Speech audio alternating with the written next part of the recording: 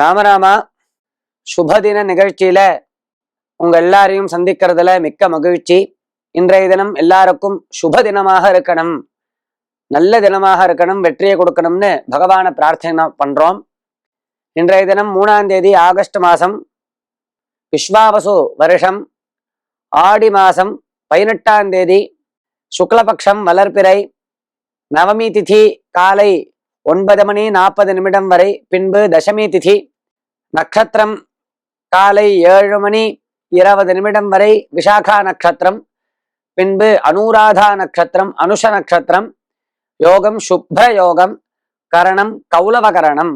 ஆடி 18ஆம் பெருக்கு அப்படின்னு ரொம்ப விசேஷமாக, அதிலும் தமிழ்நாட்டில் கொண்டாடக்கூடியதான ஒரு நாள் இன்றைய தினம் 18ஆம் பேரு அப்படின்னு ரொம்ப பிரசித்தம்.